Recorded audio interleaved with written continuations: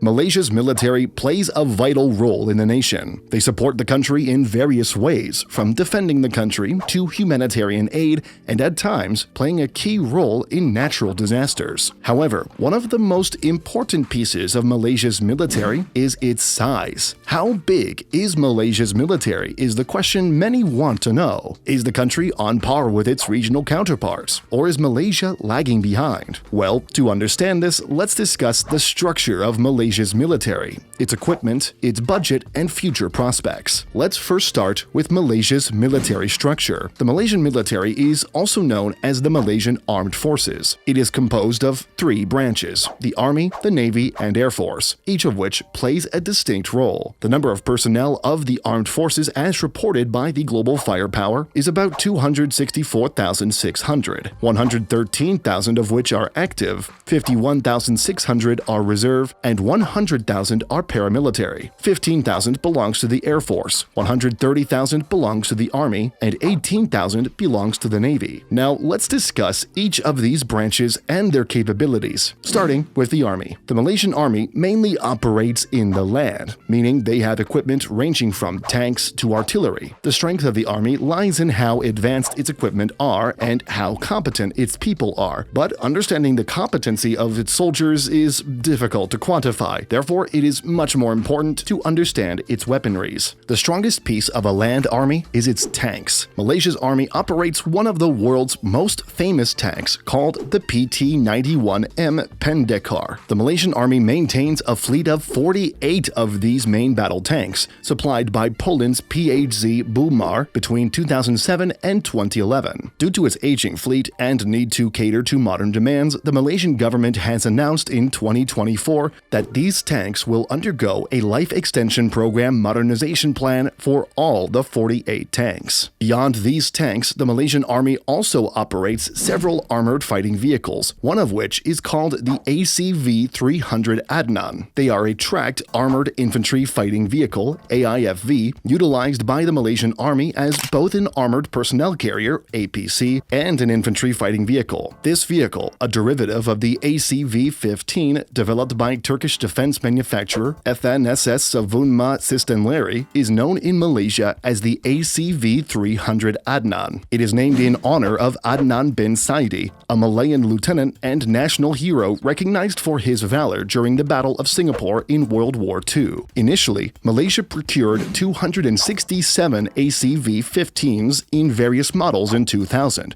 completing the first delivery of 211 ACV-300 Adnan vehicles by the end of 2004. Of these, 146 were assembled in Turkey and the remainder in Malaysia by Deftech, a subsidiary of DRB Highcom Berhad. An additional order of 66 vehicles is anticipated to fully equip 3 battalions. Now, let's talk about their missiles, which are key components of Malaysia's defense. They operate the Rapier FSC air defense system. The Rapier missile is designed to intercept supersonic, low-flying, highly maneuverable aircraft and can be towed by medium-sized vehicles and armored personnel carriers. It is also air transportable, compatible with various transport aircraft and helicopters. Regarding its acquisition, in April 2002, Malaysia became the inaugural export customer for the Jernas missile system by signing a procurement contract with MBDA. The agreement included 9 missile launchers, later expanded to 15,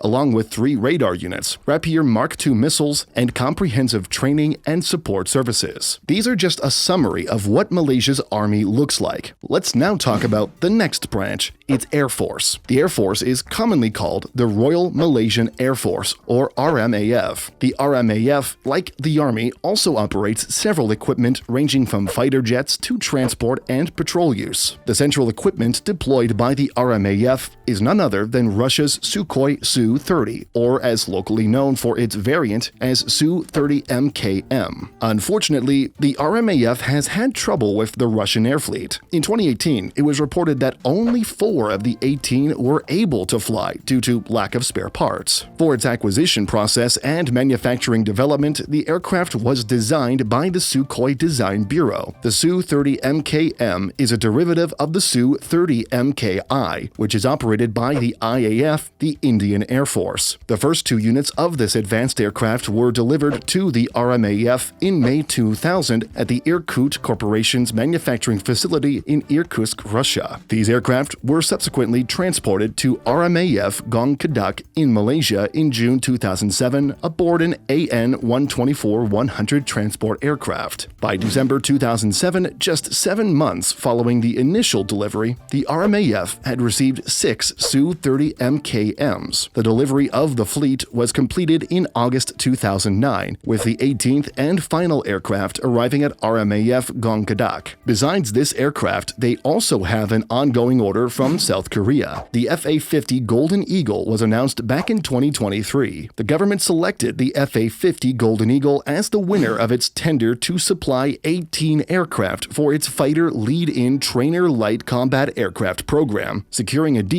at $920 million with delivery set to begin in 2026. The FA-50, a combat-ready derivative of the T-50 trainer aircraft produced by Korea Aerospace Industries, edged out its competitor, the Tejas, from India's Hindustan Aeronautics Limited, despite the Tejas boasting superior range and service ceiling capabilities. And interestingly, the Tejas is also more cost-effective at approximately $28 million per unit compared to the FA-50's $30 million.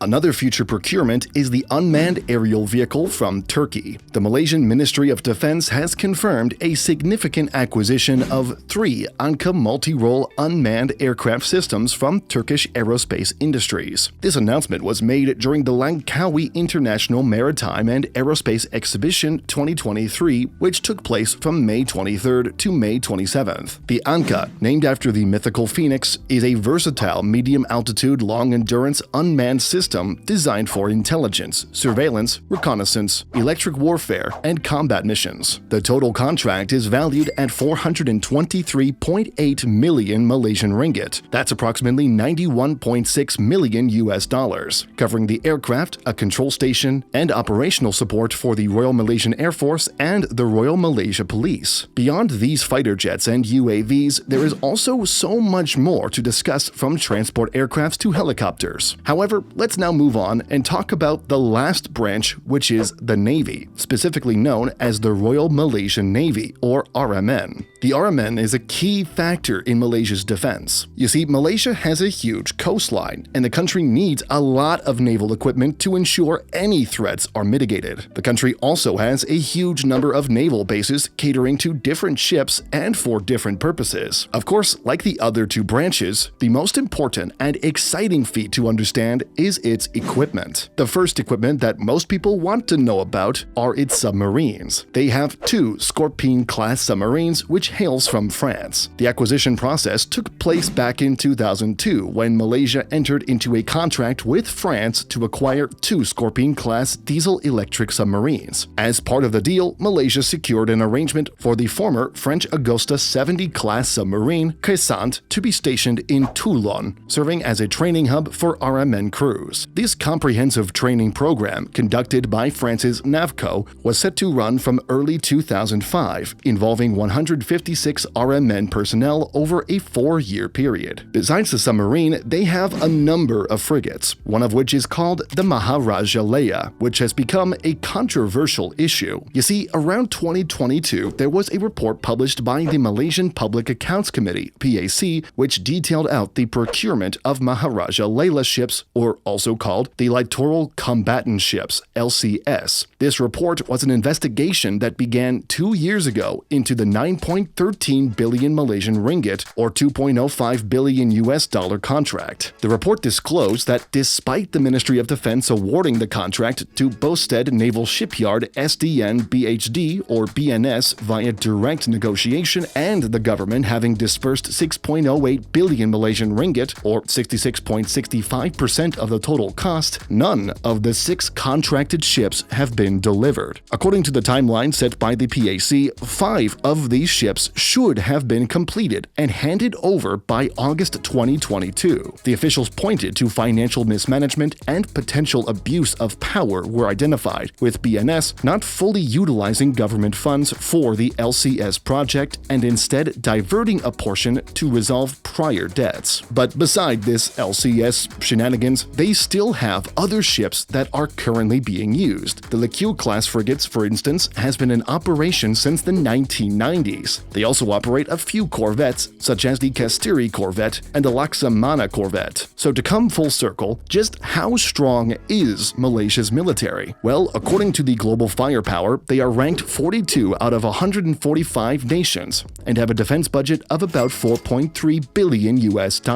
While this report may not truly show how strong they are, they still have enough capabilities to defend their nation. But anyway, do let us know what you think. Thanks for watching.